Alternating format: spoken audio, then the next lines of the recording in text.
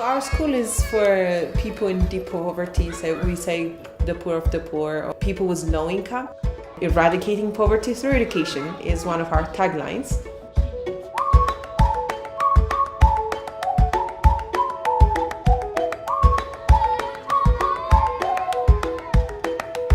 The minute someone just steps into this compound, we're seeing change, like drastic change. From what they started as to what is happening now, you won't believe it's even the same people.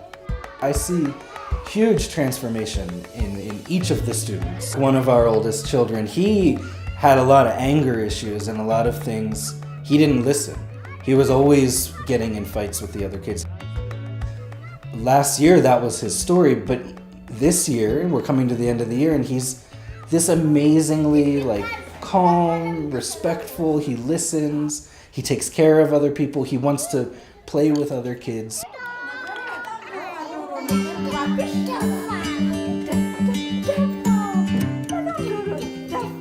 We are working for transformation. We are working toward this radical change. That's why we prefer to focus on education.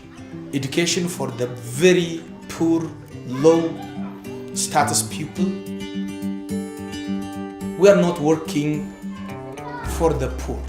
We are working with them by giving them the best, by keeping their dignity, by respecting their humanity.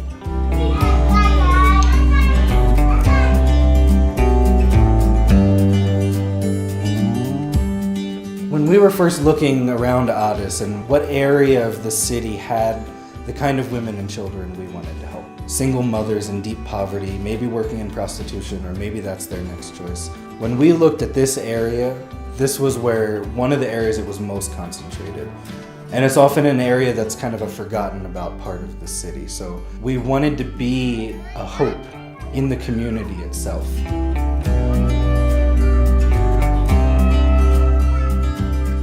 Every staff member here respects the parents. So that respect is something they have never gotten. Some of them had pimps that never respected them. Some of them still have neighbors that doesn't respect them because of their economic status. Everything has a language here. If you walk into the compound, there is green grass, there's a tree, which in our cities, you don't see it much. And where they're living, it's in a slum area. So when they walk into the compound, they love seeing the grass, they love seeing the trees, so they stay in the compound. So there's like a sense of hope. There is even calmness, even if they don't know it, if they've been in trauma, it's like a therapy being in the school compound. I think for me what's been beautiful is to see kids being kids. They were never allowed to just be kids before. If you look at the kids, they don't even want to leave because the materials that they get is incredible. And, space, cleanliness, of course their fate. We try to make everything from scratch. It's nutritious, it's delicious. We use a very minimal budget to make something delicious. And so the kids love to get that. I mean, who wouldn't like to get a delicious food? And then there's also a father figure, there's a mother figure in this school.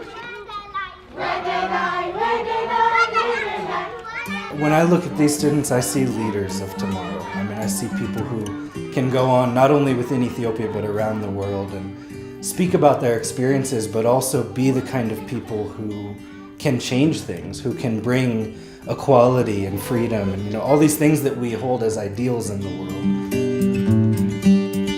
Hope is what someone needs. You have hope, then you want to live the next day. If you live the next day, you see something new.